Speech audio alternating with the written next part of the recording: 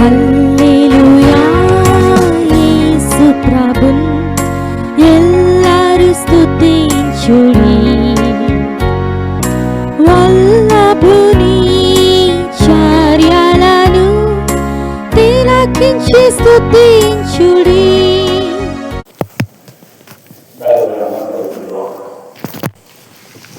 మనందరికీ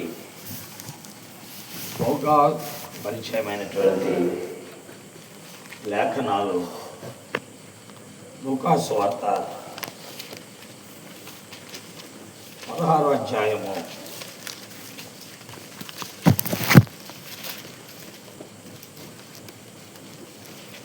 19వ వచనంలోని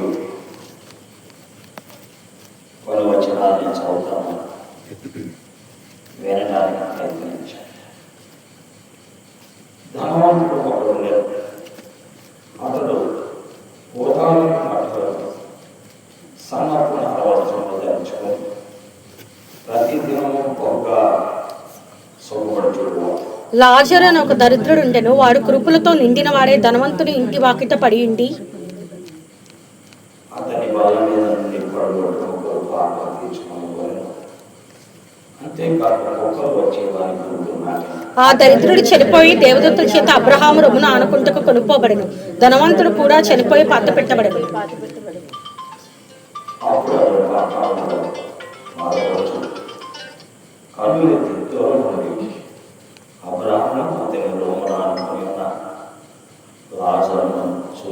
తండ్రివైన అబ్రహామా, నా యందు కనికరపడి తన వ్రేలి కొనను నీళ్లలో ముంచి నా నాలుకను చెల్లార్చుటకు లాజరును పంపుము. నేను ఈ అగ్ని జ్వాలలో యాత్ర పడుచున్నానని కేకలు వేసి చెప్పాను.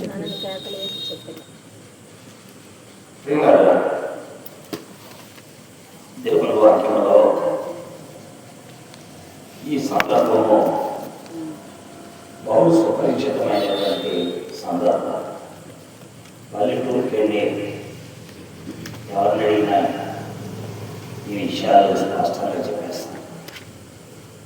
ఎందుకంటే ఎన్నో సంవత్సరాలుగా వీటిని గురించి పదే పదే వింటున్నాం, వ్యక్తులున్నాం. దేవుడి వాక్యంలో దేవుడు వీరిద్దరి గురించి ప్రస్తావించడానికి కారణం ఏంటి అనేది మనమందరం కూడా ఆలోచించాలి. దేవుడు వీరి గురించి ఎక్కువగా ఆయన మాట్లాడవలసిన పని వచ్చింది. కారణం మానవునికి జీవితం యొక్క విలువ బోధించడానికి. అంటే ప్రపంచంలో ఉన్న మానవులు they must know the value of life. జీవితం యొక్క విలువ ఎరగాలి. ఎందుకంటే చాలామందికి జీవితం అంటే తినటం, తాగటం, తిరగటం, లేక ఈ జీవితంలో ఈ లోకంలో దేనిలో దాన్ని సంపాదించుకొని అనుభవించడం అని వారు అనుకుంటారు. ఈ దినమే ఒక యవనస్తుడు ఫోన్ చేశాడు, అంకుల్ ప్రార్థన చేయండి, నేను బుల్లెట్ కొనుక్కున్నాను, చాలా సంతోషంగా. బుల్లెట్ ఎందుకు నీకు, అనవసరంగా కారు కొనుక్కోవాల్సింది. ఎందుకంటే నీకున్న పరిస్థితిని బట్టి అతనుకున్న స్టేటస్ అలాంటిది. కాబట్టి కారు కొనుక్కుంటే బాగుండేది. ఎందుకంటే తనకి దాదాపు 1-2 లక్షల దాకా సుమారు జాబ్ శాలరీ వస్తుంది. కాబట్టి అలాంటి కారు కొనుక్కుంటే లేదా ఇది సరిపోతుంది అన్నాడు. బుల్లెట్లు ఈ రోజున 2 వీలర్ కొనుక్కున్న వాళ్ళందరూ కారు కొనుక్కున్నారు.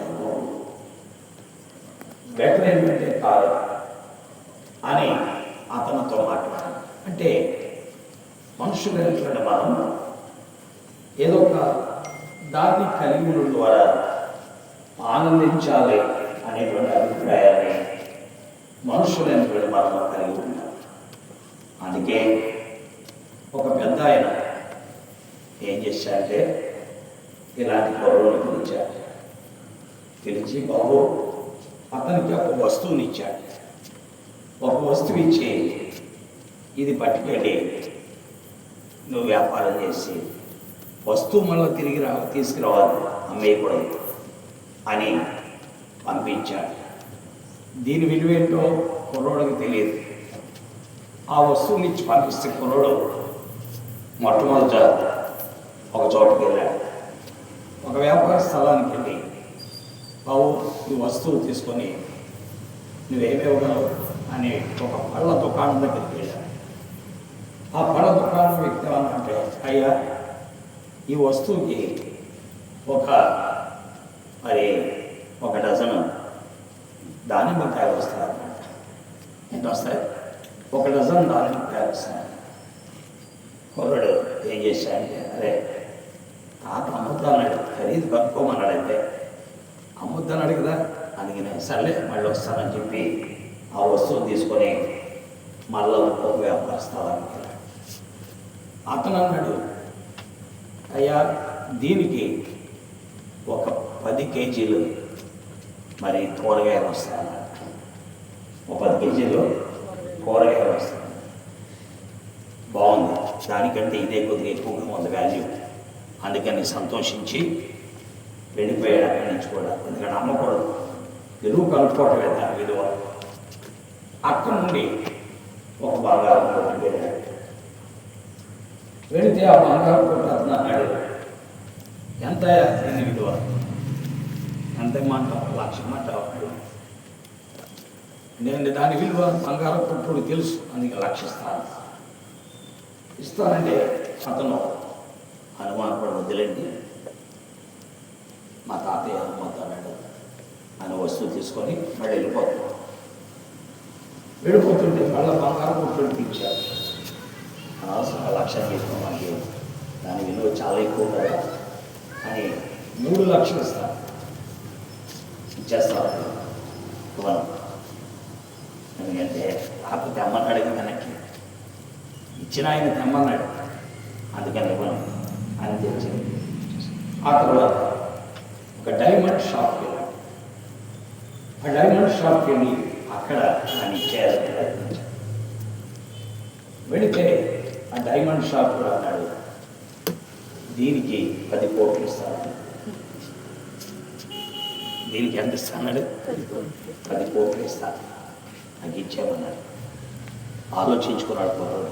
ఆడేమో డజను దానిమ్మకాయలు ఎత్తాడు, ఏం 10 కేజీలు కూరగాయలు ఎత్తాడు. అతనే 3 లక్షలు ఇస్తాడు, ఇతను వచ్చేసి 10 కోట్లు ఇస్తాడు. అమ్మో, అప్పుడు వెనక్కి వచ్చి ఎవరైతే వస్తువు ఇచ్చాడో ఆయన దగ్గరికి వచ్చాడు.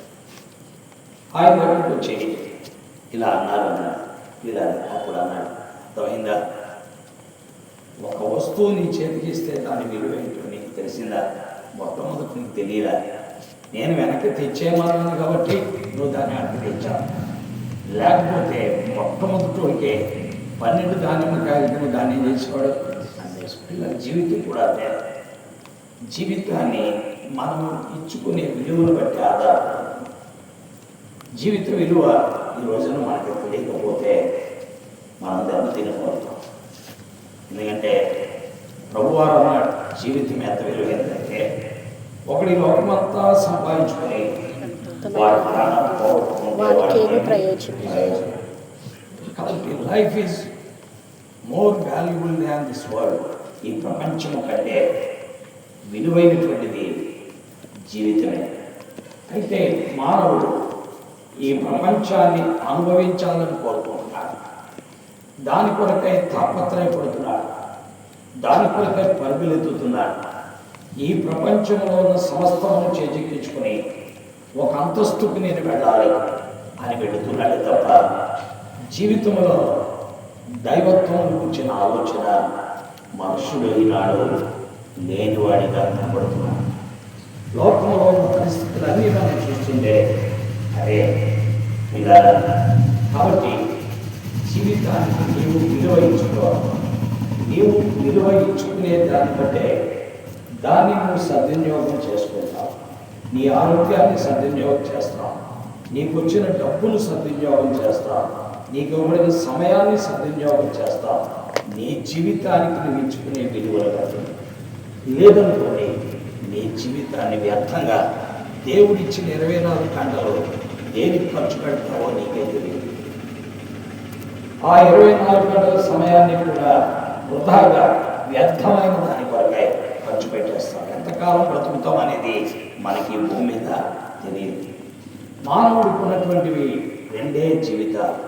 ఒక జీవితం భూమి మీద గడిపే జీవితం, ఆ తర్వాత పరలోకమే. లేకపోతే దాన్ని ఏమంటారంటే నిత్యత్వం. దాన్ని ఏమంటాం? ఇటర్నిటీ. అంటే earthly life and eternal life.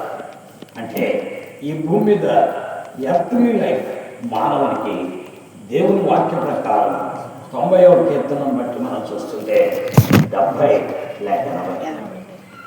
That is the span of life of a human being. ఒక మనుషుని యొక్క జీవిత కాలంలో ఎంత అని అంటే ఒక 70 లేకపోతే 80. ఈ 70-80 సంవత్సరాల్లో నువ్వెంతైతే నీ జీవితాన్ని విలువించుకుని దేవుని దగ్గరికి వస్తావో దాన్ని బట్టి నీ విలువ పెరుగుతుంది. ఈ 70-80 సంవత్సరాల్లో నీవు దేవునికి విలువిచ్చి నీ జీవితానికి విలువ తెచ్చుకోగలిగితే నువ్వు గొప్పవాడుగా మిగులుతున్నావు. లేని పక్షంలో దుర్బలుడిగా నీ జీవితం ఉండిపోవడానికి అవకాశము ఉన్నది. కాబట్టి దైవ వాక్కు ఊరికే కాదు, ప్రభు ఈ మాటలు చెప్పింది. చాలా విలువైనటువంటి సంగతులు ఆయన చెప్పారు. 2 వ్యక్తులను మనం దానిలో చూస్తున్నాం. ఒక వ్యక్తి, అక్కడ 2 వ్యక్తుల గురించి మీకు బాగా తెలిసిందే. ఒక వ్యక్తి చాలా దరిద్రుడు, మరొక వ్యక్తి ధనవంతుడు. కానీ వీళ్ళరా అతని ధనము నిత్యత్వానికి పనికి రాలేదు, ఇతని దరిద్రత కూడా నిత్యత్వానికి పనికిరాదు. అయితే ఈ దరిద్రుడు ఈ ధనవంతుడు కలిగి ఉన్న దైవత్వం మాత్రమే ఎక్కడ పనికొస్తుంది? నిత్యత్వానికి పనికొస్తుంది. అర్థమైందా? అతని దరిద్రత నిత్యత్వానికి పనికిరాదు, అతని యొక్క ధనము నిత్యత్వానికి పనికిరాదు. అయితే వీళ్ళిద్దరి జీవితంలో ఉన్న దైవత్వం మాత్రమే దేనికి పనికొస్తుంది? నిత్యత్వానికి పనికొస్తుంది. పిల్లలు కాబట్టి ఒకడు దేవుని వాక్యంలో మనం చూస్తున్నాం, 2 కూడా భూమి మీద నివసించిన వారే. Both are staying on the face of earth. ఈ భూమి మీద నివాసం చేసినటువంటి వారు. అయితే ఒకటి దేవుని వాక్యం సెలవిచ్చే మాట ఏంటంటే వీరిద్దరిలో కొన్ని భేదాలు ఉన్నాయి. ఒకరు ఒక స్టేటస్ ఆఫ్ లైఫ్ని లీడ్ చేశారు, మరొకరు ఒక దుర్బల జీవితాన్ని గడిపారు. కానీ స్టేటస్ ఆఫ్ లైఫ్ను లీడ్ చేసిన వాడికి దైవత్వం లేదు. ఒక దుర్బల జీవితాన్ని గడిపిన వానికి ఏముందండి? దైవత్వం ఉంది. కాబట్టి పిల్లల దరిద్రుడికి ధనవంతుడికి పరలోకంలో చోటు ఉండదు అనుకోకండి, దరిద్రుడికి మాత్రమే పరలోకంలో చోటు ఉంటుందని అనుకోకండి. అర్థమైందా? ఈ భూమి మీద మనం ఏమి కలిగి ఉన్నామనేది కాదు. ఒకవేళ దరిద్రుడిగా ఉండి వాడు దైవత్వాన్ని కలిగి లేకపోతే నిత్యత్వం ఉండదు అడిగి. ధనవంతుడిగా ఉండి దైవత్వాన్ని కలిగి ఉంటే వాడికి నిత్యత్వము ఉంటుంది. అందుకే అబ్రహాము ధనవంతుడై ఉండి నిత్యత్వాన్ని కలిగిన వాడు కూడా. ఎందుకంటే ఆదికాండం 13వ అధ్యాయం మొదలుతుంటే అబ్రహాము వెండి బంగారం పశువులు కలిగి బహుధనవంతుడై వెండి బంగారాలు పశువులు కలిగి బహుధనవంతుడై. అర్థమైందని చాలా మంది ఈ లోకంలో పేదవారు కూడా దైవత్వం లేని వారు ఉంటారు, దేవుణ్ణి ఎరగని వారు ఉంటారు, దేవుని యొద్దకు రాని వారు ఉంటారు, ఊరు పాకల్లో నివసించేవారు కూడా. మనం వెళ్ళి దేవుని సువార్త చెప్తే వారంతా ఎందుకంటే మాకు ఇది అంటారు. వారు దరిద్రతలో ఉన్న దైవత్వాన్ని ప్రేమించేవారు లేరు. కొంతమంది ధనవంతమైన స్థితిలో అంటే ఆస్తి కలిగిన వారు ఏంటి దైవత్వానికి విలువ ఇచ్చేవారు ఉన్నారు. దైవ గ్రంథంలో మనం చూస్తే అబ్రహాం ధనవంతుడై ఉండి దైవత్వానికి విలువిచ్చి దేవుడు దేనికి శిల్పి నిర్మాణకుడై ఉన్నాడు, పునాదుల గల పట్టణం కొరకు ఎదురు చూస్తున్నాడని హెబ్రీ 11:10లో మనం చదువుతున్నాం. హెబ్రీకి రాసిన పత్రిక 11వ అధ్యాయం 10వ వచనం చదువుతుంటే అక్కడ రాయబడిన మాట ఇదే కదా, దేవుడు దేనికి శిల్పి నిర్మాణకుడై ఉన్నాడు, పునాదుల గల పట్టణం కొరకు అబ్రహాము ఎదురు చూస్తున్నాడు. ధనవంతులు దేవుని రాజ్యంలో ఉంటారు. కేవలం దరిద్రులు మాత్రమే దేవుని రాజ్యంలో ఉంటారు, ధనవంతులు ఉండాలనేటువంటిది కాదు ఇక్కడ సందర్భం. దరిద్రుడు దేవుణ్ణి ఎరగకపోతే వాడు దేవుని రాజ్యంలో ఉంటాడు. ధనవంతుడు దేవుణ్ణి ఎరిగితే వాడు దేవుని రాజ్యంలో ఉంటాడు. అందుకే యోబు ఊజు దేశమందు ధనవంతుడు. ఆ స్థలంలో అతని వంటి వాడు ఎవడు కూడా లేడని ఉంది. ఎందుకంటే ఆ కాలంలో తనకున్న ఆస్తి 7 కొడుకులు, 3 సౌందర్యవంతులైన కూతుళ్ళు. అంతేకాకుండా 7,000 గొర్రెలు, 3,000 ముద్దలు, 500 జతల ఎడ్లు, 500 అడుగాడిదలు, బహుమంది పనివారు. మనకు ఒక పని మనిషి ఉంటేనే ఆమెను మతి స్థిమితం లేకుండా చేస్తాం. ఒక్క పని మనిషి మనకుంటే ఆమెకి మతి స్థిమితం లేకుండా చేస్తాం. ఆయన ఇంటిలో బహుమంది పనివారు ఎంతమందో ఉన్నారు. అయితే వీళ్ళందరికీ సమృద్ధి అక్కడ ఉంది. ఇతను గురించి దేవుడు ఏమన్నా అంటే, దేవుని వాక్యంలో మనం చూస్తుంటే అతడు అస్థిరమైన ధనమునందు ఏం చేయలేదండి, నమ్మిక ఎంచలేదు. సమస్తము తనకు ధారాళంగా దయచేయుచున్న దేవుని యందు భయభక్తులు కలిగి యథార్థవంతుడు, న్యాయవంతుడు, దేవుని యందు భయభక్తులు కలిగి చెడుతనము విసర్జించిన వాడు. దేవుని యందు భయభక్తులు కలిగి యథార్థంగా బ్రతికాడు, న్యాయంగా బ్రతికాడు, చెడుతనం ఏం చేశాడు, విసర్జించాడు. అందుకే యోబుకు దైవ రాజ్యములో ఏముంది చూస్తుంది. కాబట్టి పిల్లరా, ఈ సందర్భంలో మనం ఆలోచిస్తున్న సంగతి ఏంటంటే, దరిద్రుడికి పరలోకంలో చోటు, ధనవంతుడికి పరలోకంలో చోటు ఉండదేమో అని మనం అనుకుంటాం. అది కాదు. అక్కడ దరిద్రుడైనా దైవత్వము లేకపోతే వాడు నిత్యత్వంలోనికి వెళ్ళలేదు. ధనవంతుడు దైవత్వాన్ని కలిగి ఉంటే వాడు నిత్యత్వానికి ఏం చేస్తాడు, వెళతాడు. అంతేకాని ఈ లోక సంబంధమైనటువంటి ఈ యొక్క దరిద్రత కానీ ఆస్తి కానీ మనల్ని పరలోక రాజ్యానికి ఏం చేయలేదు, చేర్చాలి అనే విషయాన్ని మనం గమనించాలి. దేవుని వాక్యంలో మనం చూస్తున్నట్లయితే వీళ్ళిద్దరికీ కొన్ని సారూప్యాలు ఉన్నాయి. ఏంటంటే ఇద్దరు కూడా యూదులే. ఇద్దరు ఎవరండి? లాజరు యూదులే, ఇద్దరు కూడా యూదులే. అందుకనే అతడు అబ్రహాము రొమ్మున అనుకున్నాడు, ఇతడేమో తండ్రి అయిన అబ్రహామా అని పిలుస్తున్నాడు. బోత్ ఆర్ జూస్, ఇద్దరు కూడా యూదా జాతికి చెందినటువంటి వారే. ప్రియులారా, దేవుని వాక్యంలో మనం చూస్తున్నట్లయితే ఇద్దరికి ఇంకొక సమరూప్యత ఉన్నది. ఏంటంటే ఇద్దరూ చనిపోయారు. మరణం అనేది ఇద్దరికీ వచ్చింది. ధనవంతుడికి మరణం రాదని ఎక్కడా లేదు, పేదవాడికి మరణం వస్తుందని కూడా ఎక్కడా లేదు. అర్థమైంది కదా? ఇద్దరికి ఏమైంది, మరణం వచ్చింది. దేవుని వాక్యంలో మనం చూస్తున్నాం.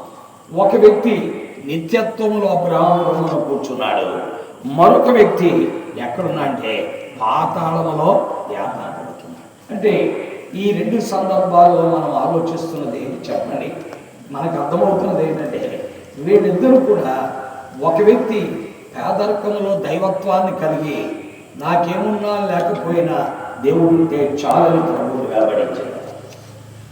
మరొకడు సర్వసమృద్ధిలో దైవత్వం లేకుండా ఏమి తిందుమా, ఏమి త్రాగుదుమా, ఏమి ధరించుకోదుమా అని జీవితాన్ని గడుపుతున్నాడు. వాక్యంలో మనం చూస్తుంటే అతని గురించి ప్రభు వాక్యం 19వ వచనంలో ఏమని చెబుతున్నాడు? ధనవంతుడు అక్కడ ఉండెను, అతడు ఊదా రంగు బట్టలను, చాలా డబ్బులు ఉన్నాయి. ధనవంతుడు ఒకడు ఉన్నాడు, అతను వస్త్రాల గురించి చెప్పాడు. ఊదా రంగు బట్టలను, సన్నపు నార వస్త్రములు ధరించుకొని, linen dresses, every day is wearing linen clothes. ఊదా రంగు వస్త్రాలు, సన్నపు నార బట్టలు వేసుకుంటున్నాడు. అంతేకాదు ప్రతి దినము బహుగా సుఖపడుచుండువాడు. అసలు ఏ విధమైన పొదువే లేదు. సర్వ సమృద్ధి కలిగినటువంటి వాడు. అంతేకాదు రోజు సుఖమే. అతనికి రోజు సుఖమే, అన్నీ ఉన్నాయి. అంటే అతనికి ఏసీలు ఉన్నాయి, ఫ్యాన్లు ఉన్నాయి. ఈ రోజుల్లో చర్చస్లో కూడా ఏసీలు.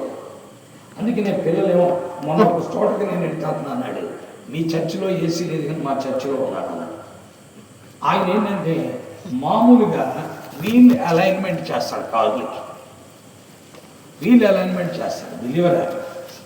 వీల్ అలైన్మెంట్ చేశాడు అన్నాడు, మా చర్చిలో ఏసీలు ఉన్నాయని మీ చర్చిలో లేవన్నాడు. క్లియరా? ఎందులో మనం ఉన్నామనేది కాదు, దైవత్వంలో ఉన్నామా లేదా అనేది ప్రాముఖ్యం. కొన్నిసార్లు ఏసీల్లో ఉన్నటువంటి చర్చిల్లో ఉన్నవాడు నిత్యత్వానికి వెళ్ళకపోవచ్చు, తాటేకు పాకంలో ఉన్నవాడు వెళ్ళవచ్చు. తాటేకు పాకంలో దైవత్వాన్ని కలిగిన వారు దేవుని రాజ్యానికి వెళ్ళవచ్చు. ఏసీల్లో కూర్చున్న వాడు నిత్యత్వానికి వెళ్ళకపోవచ్చు. చెప్పాలి అంటే మనకి దేవునికి మధ్య ఉన్న రిలేషన్షిప్ను బట్టి అది అంటే it depends upon the relationship between God and your. నీకును దేవునికి నీ మధ్య ఉన్న సంబంధాన్ని బట్టే అదేమైపోతున్నది, ఆధారపడుతుంది. ఇలా దేవుని వాక్యంలో మనం చూస్తున్న సత్యం ఇదే కదా. దేవుని వాక్యంలో ఒకటి ఇప్పుడు ఇద్దరు ఒకేసారి ఇంచుమించు చనిపోయినట్టుగా కనబడదు. ఒక వ్యక్తి నిత్యత్వానికి వెళ్ళినట్టుగా ఉన్నది, మరొక వ్యక్తి నిత్యత్వానికి వెళ్ళలేదు కానీ ఎక్కడికి వెళ్ళారంటే పాతాళానికి. పిల్లరా, కారణాలేంటి? జీవితం భూమి మీద ఉన్నంత కాలం దేనికి విలువ ఇవ్వాలో అర్థం కాలేదు ధనవంతుడికి. డబ్బు ఉంటే సరిపోద్ది అనుకున్నాడు, ఆస్తి ఉంటే సరిపోద్ది అనుకున్నాడు, కారు ఉంటే సరిపోద్ది అనుకున్నాడు, మేడలు మిద్దులుంటే సరిపోద్ది అనుకున్నాడు. ఈనాడు సంఘంలో కూడా అనేక మంది మనం చూస్తాం. ప్రభువు నమ్ముకునేది విద్యలో మంచి మార్కుల కొరకు, ఉద్యోగాల కొరకు, ప్రమోషన్ల కొరకు, ఆ తర్వాత మంచి జీతాల కొరకు. ఆ జీతాలు వచ్చిన తర్వాత మరి ఒక మంచి ఇల్లు కట్టుకొని ఉత్సాహ సంతోషాలతో జీవించడం కొరకు అని ఈనాడు సంఘానికి వచ్చేవారిని అనేక మందిని మనం చూస్తున్నాం. పిల్లరా, యేసు ప్రభువును నమ్ముకునేది కేవలం ఈ భూమిని అనుభవించడానికి నమ్మకం. ఈ భూమి మీద దేన్నైనా అనుభవించాలంటే ఎవరినైనా నమ్ముకోవచ్చు.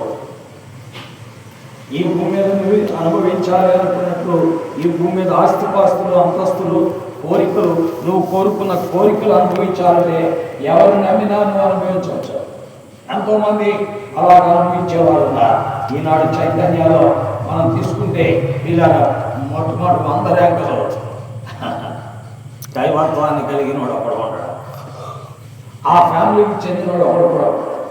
కాబట్టి ఈ రోజున భూమి మీద ఉన్న వాటిని అనుభవించటానికి యేసు ప్రభువును నమ్ముకోకల్లా.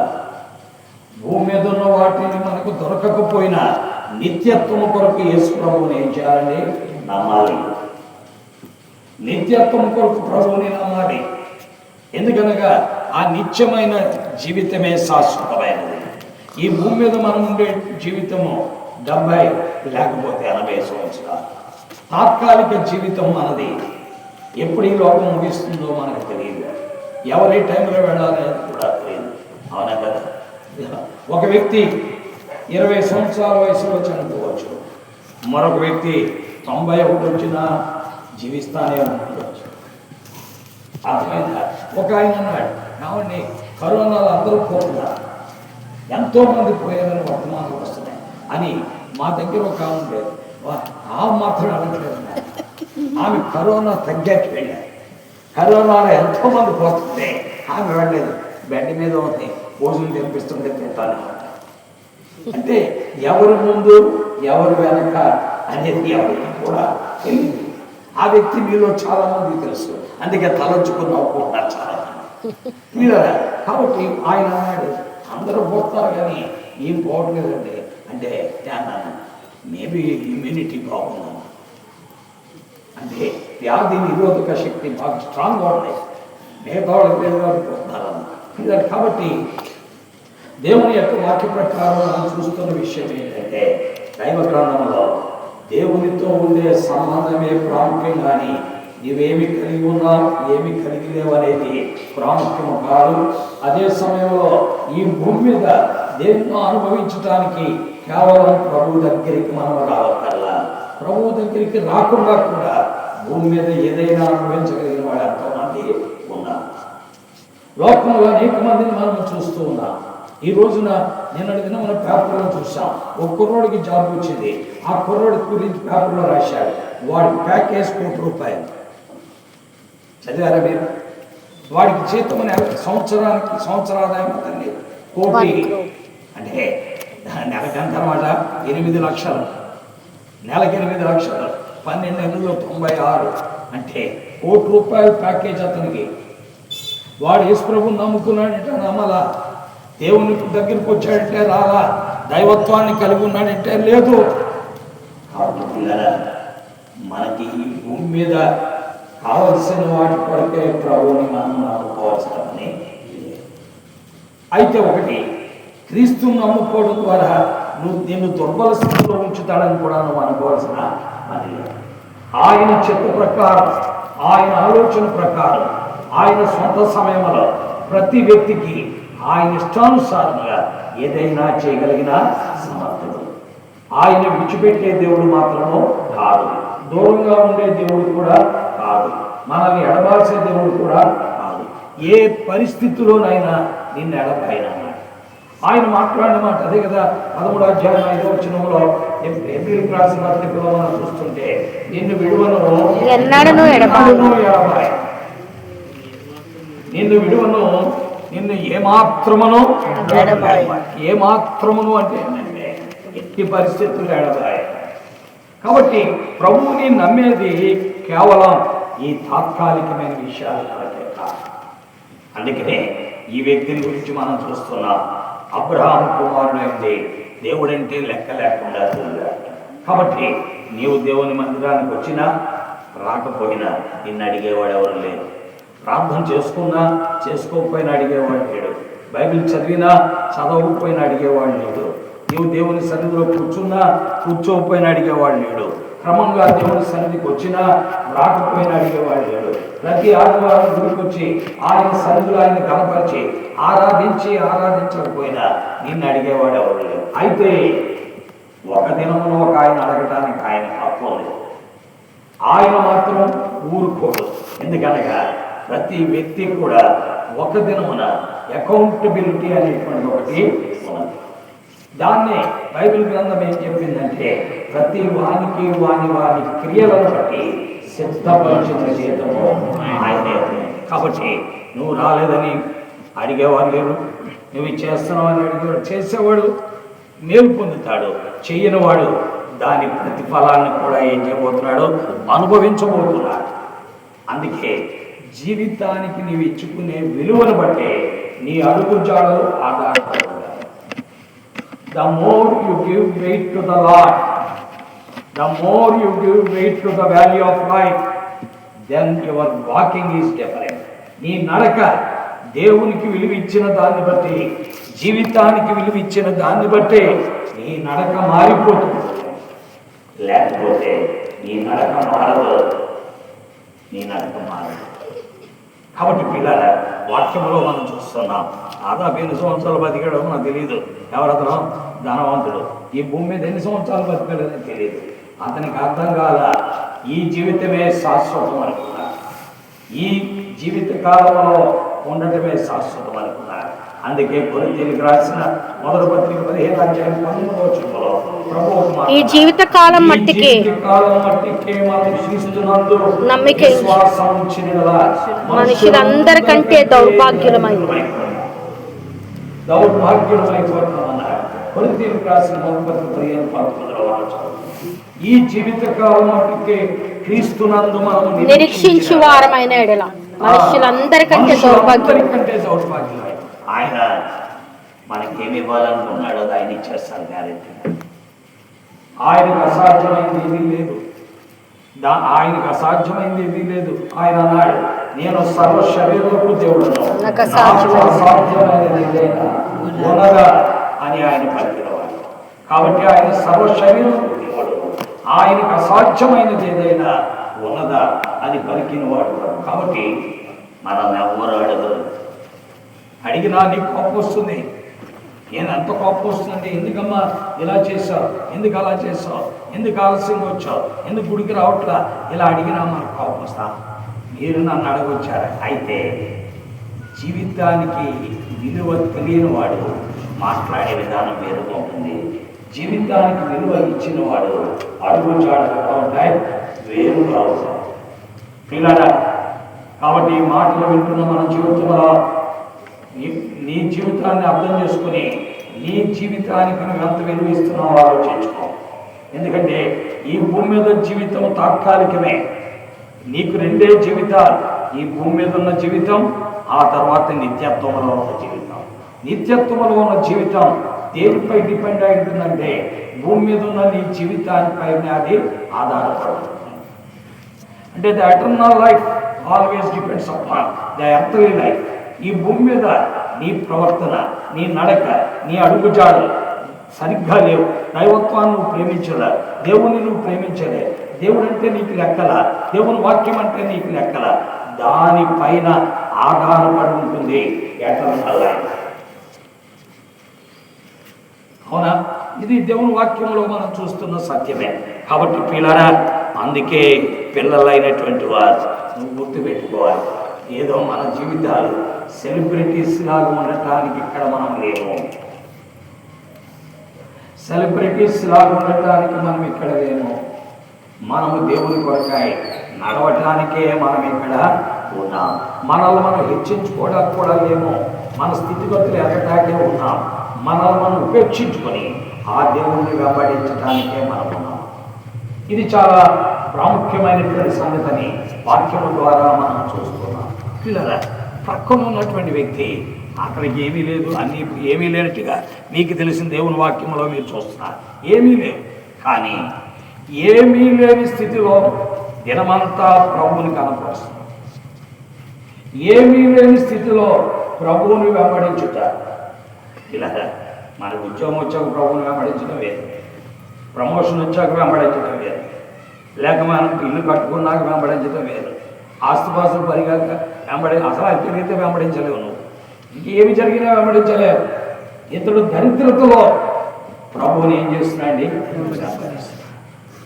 దేవుని వాక్యం వింటున్న ప్రియులారా, మన స్థితిగతుల్లో మనం ప్రభువుని వెంబడించుకుంటామా, లేకపోతే ఇంకా ఏమి తిందుమా, ఏమి త్రాగుదుమా, ఏమి ధరించుకుందుమా అని నీ జీవితాన్ని గురించి ఆలోచించుకుంటూ సమయాన్ని వృధా చేసుకుంటే ఆ తర్వాత నీ జీవితంలో నష్టం. అందుకే దేవజనుడైన అపోస్తలుడైన పౌలు ద్వారా ప్రభు విశ్వాసులకు ఇచ్చిన హెచ్చరిక ఎఫెసీ 5:15 దినములు చెడ్డవి గనక సమయం పోనీక సద్వినియోగం చేసుకొనొచ్చు, అజ్ఞానం వలె కాక జ్ఞానం కలిగి నడుచుకున్నట్లు జాగ్రత్త. ఇప్పుడు వీళ్ళిద్దరిలో ఎవరు జ్ఞాని ఎవరు అజ్ఞాని చెప్పండి మీరు. వీళ్ళిద్దరిలో ఎవరు జ్ఞాని ఎవరు అజ్ఞాని? లాజరస్ జ్ఞాని, అవునా? ధనవంతుడు అజ్ఞాని. బుద్ధిహీనుడు, ఎంత ఆస్తుంటే ఏమి లాభం? బుద్ధి లేనివాడు బుద్ధిహీనుడు, అజ్ఞాని, అవివేకి, అందుడు. అతడు దరిద్రతలో జ్ఞానము కలిగిన వాడు కూడా. ఎవరతను? పిల్లరా, కాబట్టి మన జీవితాల్లో మనము దేనికి విలువిస్తామో దాన్ని బట్టి మన యొక్క నిత్యత్వం యొక్క జీవితము ఆధారపడి ఉంటుంది.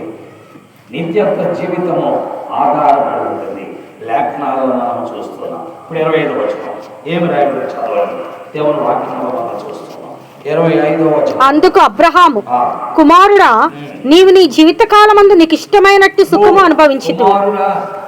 నీవు నీ జీవిత కాలం అంతా నీకు ఇష్టమైనట్టు సుఖము అనుభవించితివి. ఏదో నా పేరు పెట్టుకున్న అబ్రహాం గారి కొడుకునని చెప్తున్నా. బయటికి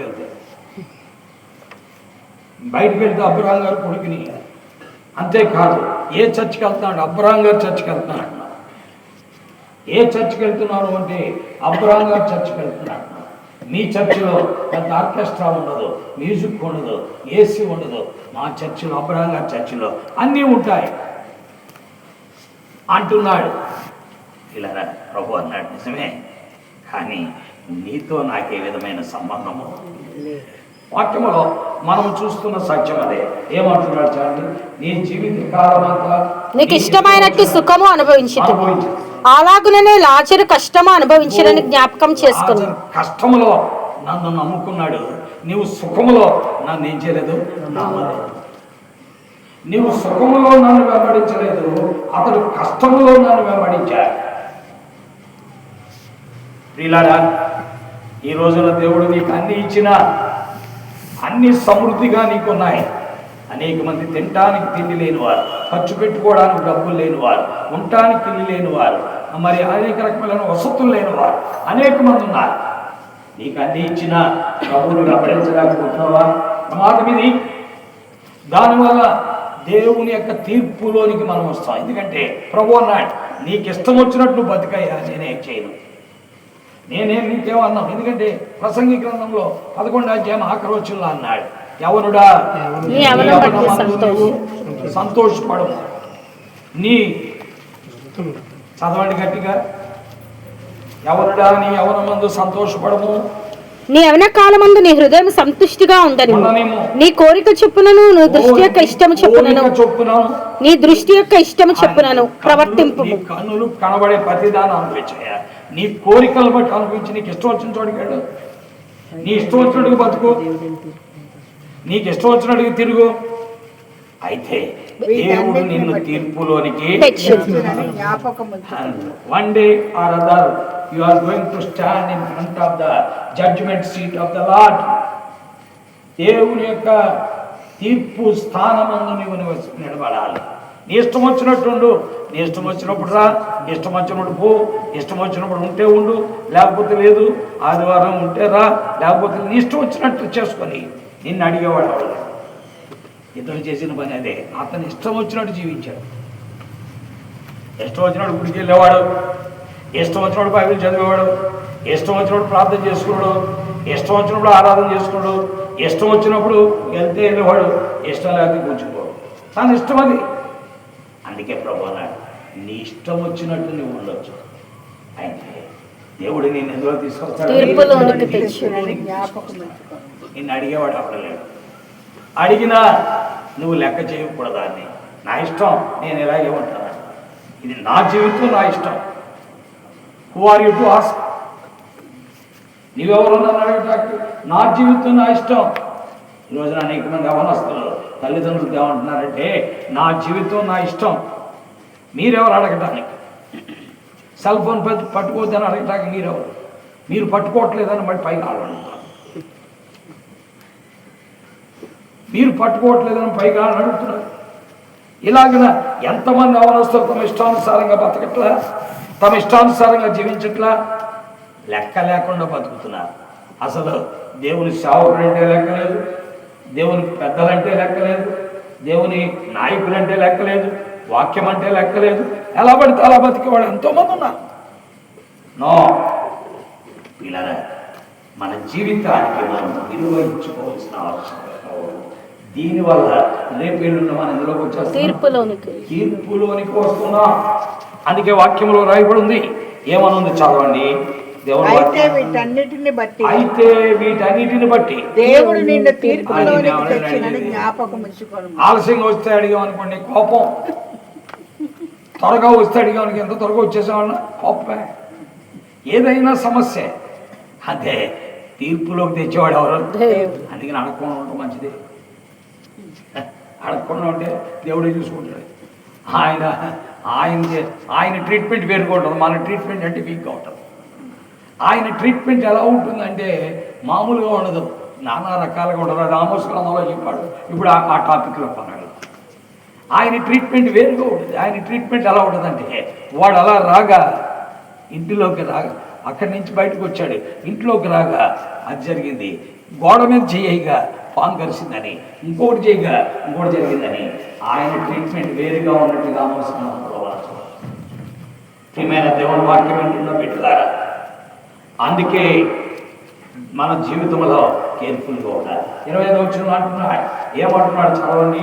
లేఖనాల్లో మనం చూస్తున్నాం ఏమంటున్నాడు, అలాగునని లాజరు కష్టము అనుభవించినని జ్ఞాపకము చేసుకును. ఇప్పుడైతే వాడు ఇక్కడ నెమ్మది పొందుచున్నాడు. ఇక్కడ నెమ్మది పొందుతున్నాడు. నీవు యాతన పడుచున్నావు. ఎందుకంటే నీవు దేవుడు అంటే లెక్క లేకుండా తిరిగావు. దైవత్వాన్ని నువ్వు పట్టించుకోవాలా, దైవత్వానికి నువ్వు విలువివ్వాలా. దైవత్వ జీవితమే రేపొద్దున నిత్యత్వ జీవితానికి పనికొస్తుందని నువ్వు గ్రహించలేదు. వ్యర్థమైన వాటి మీద మనసు పెట్టావు, కపటముగా ప్రమాణం చేశావు. అపవిత్రమైన చేతులు, అపవిత్రమైన హృదయాన్ని కలిగి ఉన్నావు అని 24:3 కాబట్టి దేవుని యొక్క లేఖనముల ప్రకారం మనం చూస్తున్న సత్యమేమనగా ఇలాగా ప్రభువుని మనకు వెంబడించవలసింది. కాబట్టి ఈ భూమి మీద ఉండగా ప్రతి దినము చాలా జాగ్రత్తగా ఉండాలి. మన మాటలు జాగ్రత్తగా ఉండాలి, మన సంభాషణ జాగ్రత్తగా ఉండాలి, మన స్నేహాలు జాగ్రత్తగా ఉండాలి, మన నడవడికి జాగ్రత్తగా ఉండాలి. ఎక్కడేసిన రీతిగా అక్కడ ఉండకూడదు, ఎండగా గొడుగు. ఎందుకంటే వీటన్నిటిని బట్టి దేవుడు ఎందులో తీర్పులోనికి చేస్తాడు. దేవుని వాక్యంలో మనం చూస్తున్నది. ఇప్పుడు అతను అంటున్నాడు ఏమంటే దేవుని వాక్యంలో అతను చెప్పిన మాటలు మనం చూస్తున్నాం. పిల్లరా, దేవుని వాక్యంలో ఒక మాట మీకు చదివి వినిపిస్తుంది, మీకు తెలిసిన మాట. అదేంటంటే గలతీయులకు రాసిన పత్రిక 3వ ఆఖరి వచనం చదవండి. గలతీయులకు 3 ఆఖరి వచనం ఏమంటున్నాడు? మీరు క్రీస్తు సంబంధులైతే అబ్రహాము యొక్క సంతానమై ఉండి వాగ్దాన ప్రకారం వారసులైనారు. నిజముగా నువ్వు క్రీస్తు సంబంధివైతే ఈ భూమి మీద ఆ పక్షమందు అబ్రహాము సంతానమైంది వాగ్దాన ప్రకారం వారసులై ఉంటా. ఈ రోజున ధనవంతుడు క్రీస్తు సంబంధి కాదు, లాజరు క్రీస్తు సంబంధి. క్రీస్తు సంబంధి అయినటువంటి వాడు ఏమవుతాడంటే దేవునితో ఉంటాడు, దేవుని వారసు. అబ్రహాము సంతానం ఉంటాడు. అందుకని క్రీస్తు సంబంధి ఈ భూమి మీద జీవితానికి విలువిచ్చి దైవత్వాన్ని కలిగి ఉన్నటువంటి క్రీస్తు సంబంధి అయిన లాజరు అబ్రహాము రొమ్మున ఏం చేస్తున్నాడు?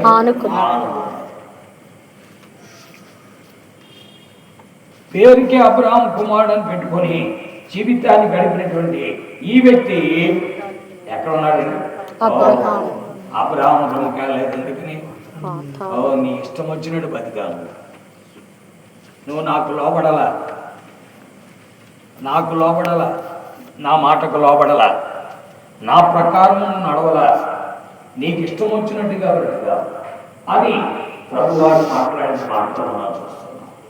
కాబట్టి దేవుని వాక్యం వింటున్న ప్రియులారా, యేసు క్రీస్తును నమ్ముకోవడం చిన్న చూపుగా భావించడం.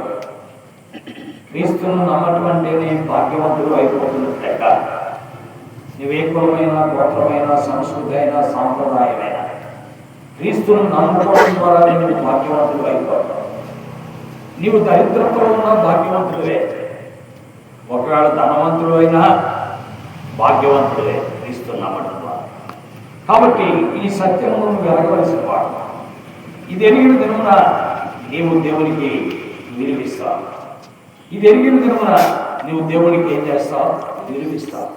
కాబట్టి దేవుని యొక్క వాక్య ప్రకారం సత్యమునకు మనం విధేయులము కావాలి. సత్యమునకు మనం విధేయులమైనప్పుడు దైవత్వము మనం ప్రేమిస్తాం, మన జీవితానికి విలువ ఇచ్చుకుంటా, తద్వారా దేవుణ్ణి వెంబడిస్తాం. అవునా? అయితే ఈ ధనవంతుడికి తన జీవితంలో దేవుని వాక్యానికి చోటు లేదు. దేవుని వాక్యానికి ధనవంతుడికి చోటు ఉందా? చెప్పండి, ఉందా? లేదు. ఎలా చెప్పగలం? దేవుని వాక్యంలో ఆయన 8:31 అన్నాడు, తనను నమ్మిన యూదులతో మీరు నా వాక్యమును నిలిచిన వారైతే నిజముగా నా శిష్యులైంది, సత్యమును గ్రహించదరు, అప్పుడు సత్యము మిమ్మల్ని స్వతంత్రులుగా చేయును. కాబట్టి ఎవరికి చెప్పాడు ఈ మాట? తనను నమ్మిన యూదులతో చెప్పాడు. యేసు ప్రభువును నమ్మినటువంటి అబ్రహాం సంతానంతో చెప్పాడు. ఏమని చెప్పంటే దేవుని వాక్యంలో మనం చూస్తున్నాం. యోహాను సువార్త 8:30. కాబట్టి యేసు తనను నమ్మిన యూదులతో మీరు నా వాక్యమందు నిలిచిన వారైతే నిజముగా నా శిష్యులై సత్యమును గ్రహించెదరు, అప్పుడు సత్యము మిమ్మల్ని స్వతంత్రులుగా చేయును. మిమ్మల్ని స్వతంత్రులు. అప్పుడు ఆడన్నా నేను అన్న ఎవరికి దాసుమేం లేదు, మేము అబ్రహాం సంతానం అన్నారా? మేము అన్నాడు ఎవరికి దాసుమేం లేదే, మేము అబ్రహాం సంతానం, ఎందుకు అలా మాట్లాడతావు అన్నట్టుగా యేసు ప్రభుతో అన్నారు. అప్పుడు యేసు ప్రభు 37:38 వచ్చింది అన్న. ఆయన మీరు అబ్రహాము సంతానం అని నాకు తెలియదు. మీరు అబ్రహాము సంతానం అని నాకు తెలుసు బాబు. ఆయనను మీలో నా వాక్యమునకు చోటు లేదు గనుక నన్ను చంప వెతుకుచున్నాను. ఈ ధనవంతుడికి అబ్రహాము సంతానం అయింది, దేవుని వాక్యములకు చోటు లేదు. పేరుకు మాత్రం తండ్రి అయిన అబ్రహమా అని పిలుస్తున్నాడు, కానీ హృదయంలో దేనికి చోటు లేదు? వాక్యము వాక్యానికి చోటు లేదు. పేరుకు మాత్రం తండ్రి అయిన అబ్రహమా అని పిలుస్తున్నాడు. అందుకే 8:37-38 వచనాలు అన్నాడు. ఏమన్నంటే మీరు అబ్రహాము సంతానం అని నాకు తెలియదు. ఆయనను మీలో నా వాక్యమునకు చోటు లేదు గనుక నన్ను చంప వెతుకుచున్నారు. ఈ రోజున యేసు ప్రభువుని నమ్మినోడు పరలోకానికి వెళ్తాడా, నరకానికి వెళ్తాడా అనేది మనం ఆలోచించుకుంటే, యేసు ప్రభువుని నమ్మిన వారు కూడా కొంతమంది పాతాళానికి వెళ్ళిపోతారు. ఎందుకు వెళ్ళిపోతారు? వారు యేసు ప్రభువుని పైపైన నమ్మారు, కానీ వారి ఆంతర్యంలో ఏం లేదు, వారి ఆంతర్యంలో ఏం లేదు, వాక్యం లేదు. ఈ రోజున ప్రభువు నమ్మండి పాస్టర్లు ఇంటికి తిరుగుతున్నారు, నమ్ముతారు. అయితే నమ్మిన వారు వాక్యానికి హృదయంలో చోటు ఇవ్వకపోతే వారు కూడా పాతాళానికి వెళ్ళక, ఎందుకని ప్రభువా ప్రభువా నన్ను పిలుచు ప్రతి వాడు పరలోక రాజ్యానికి చేరలేడు. వాళ్ళు అన్నారు, అయ్యా నీ నామపేట దెయ్యాలు వెళ్ళగొట్టాం, నీ నామపేట అద్భుతాలు చేశాం, నీ నామపేట ప్రవచనాలు చెప్పాం అన్నారు. మీరెవరో నేను ఎరుగను.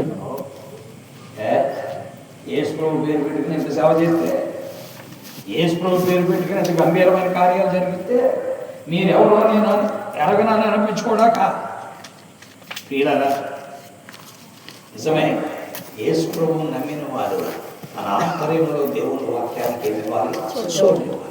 అది లేకుండా నేను యేసు ప్రభువుని నమ్మానంటే కుదరదు. ఎందుకంటే అబ్రహాము సంతానం కూడా కాలేడు. ఎందుకని కాలేడు? యేసు ప్రభువుని నమ్మావు, కానీ అబ్రహాము సంతానం అవ్వాలంటే అబ్రహాము ఎలాగైతే దేవుని వాక్యానికి లోపడ్డాడో అలాగున యేసు ప్రభువుని నమ్మినోడు కూడా దేవుని వాక్యానికి లోపడాలి. అబ్రహాము దేవుని వాక్యానికి లోబడిపోయాడు కదా. చివరికి వాళ్ళ కొడుకును కూడా నాకు ఇచ్చేయమంటే 22వ అధ్యాయం దాకా 7 సార్లు దేవుడు చెప్పిన ప్రతి మాటకి విధేయత చూపించి. కాబట్టి మనం క్రీస్తు సంబంధులైనంత మాత్రాన అబ్రహాము సంతానము కాలేము. అబ్రహాము సంతానము కావాలంటే దేవుని వాక్యం మనలో ఏం చేయాలంటే నిలవాలి. అప్పుడే మనము అబ్రహాము సంతానము కావాలి. ఈ ధనవంతుడు అబ్రహాము సంతానం అయ్యుండి ఆయన బిడ్డగా రొమ్మును ఆనుకోకపోవడానికి కారణం ఏంటి? అర్థమైందా? అతనికి అజ్ఞాని, అతనికి బుద్ధిహీనుడు, జీవితానికి విలువనవాడు, వాక్యమును విలువనవాడు, ప్రభు ప్రాముఖ్యమని గ్రహించినవాడు. ఇలా ఈ విషయాలు దేవుని వాక్యములో వీళ్ళిద్దరి ద్వారా మనం చూస్తున్నాం. కాబట్టి ఇవన్నీ దేవుని వాక్యంలో రాసిపెట్టింది. ఎందుకంటే మన గురించి మనం ఆలోచించుకోవాలి. ఎవరు మనకు తీర్పు తీర్చరు? మనకు తీర్పు తీర్చేది ఎవరండి? వాక్యమే. ఏ వ్యక్తి మనకు తీర్పు తీర్చడానికి హక్కు లేదు. అయితే వాక్యానికి మాత్రం మనకు తీర్పు తీర్చడానికి ఉంది, హక్కు ఉంది. అందుకని ఆ వాక్యమైన క్రీస్తు ఏమంటున్నాడంటే, కుమారుడా నీకు ఇష్టం వచ్చినట్టు బతికా, అతడేమో నా ఇష్టం వచ్చినట్టు బతికాడు. అందుకే అతను ఇక్కడ ఉన్నాడు. వాక్యం దేవుని వాక్యం అంటున్న ప్రియులారా, ఆలోచించుకొని ప్రభువును వెంబడిద్దాం. ప్రభు కొరకై నిర్ణయాలు చేద్దాం. ఈ లోకంలో కొద్ది కాలం మనం ఉంటాం. ఉన్నంతకాలం ప్రభు మహిమాత్రమే బ్రతకడానికి ప్రయత్నిద్దాం. మన జీవితానికి విలువిచ్చి, ప్రభుకు విలువిచ్చి, ఆయన మనతో ఉంటే, మనం ఆయనతో ఉంటే కలిగే లాభం ఏంటో ఎరిగి ఆ రకంగా ప్రయాణిద్దాం. తద్వారా దైవ ఆశీర్వాదాన్ని మనం ఏం చేయగలం? దేవుడు అలాంటి కృప మనందరికీ అనుగ్రహించి నడిపించినట్లు పరిశుద్ధాత్మ దేవుడు సహాయం చేయగలరు. ఆమేన్. ప్రార్థిస్తాం. కళ్ళు మూసుకున్నాం.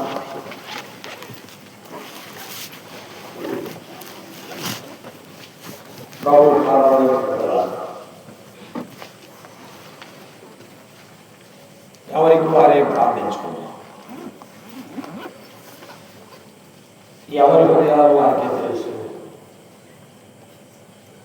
ఎవరి బలహీనతలు వారికి ఏర్పరుస్తుంది.